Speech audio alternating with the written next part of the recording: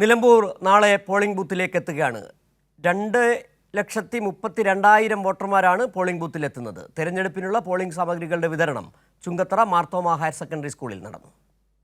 തെരഞ്ഞെടുപ്പിനായി 59 പുതിയ കേന്ദ്രങ്ങൾ ഉൾപ്പെടെ 263 പോളിംഗ് സ്റ്റേഷനുകളാണ് ക്രമീകരിച്ചിരിക്കുന്നത്.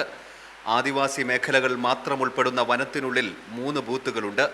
11 പ്രശ്നസാധ്യതാ ബൂത്തുകൾ ഉൾപ്പെടെ 14 ക്രിട്ടിക്കൽ ബൂത്തുകളിലും സുരക്ഷാ സംവിധാനം ഒരുക്കിയിട്ടുണ്ട്. എല്ലാ ബൂത്തുകളിലെയും വോട്ടെടുപ്പ് വെബ്കാസ്റ്റിംഗ് നടത്തുമെന്നും ജില്ലാ വരണാധികാരി അറിയിച്ചു. വ്യക്തമായ സുരക്ഷാ ക്രമീകരണങ്ങൾ ചെയ്തിട്ടുണ്ട്. പോലീസ് ഡിപ്ലോയ്മെൻ്റ് ഉണ്ട്, സെൻട്രൽ ഫോഴ്സിൻ്റെ ഡിപ്ലോയ്മെൻ്റ് ഉണ്ട്. നമുക്ക് 14 ക്രിട്ടിക്കൽ പോളിംഗ് സ്റ്റേഷന് പ്രത്യേക ക്രമീകരണങ്ങൾ ഏർപ്പെടുത്തിയിട്ടുണ്ട്.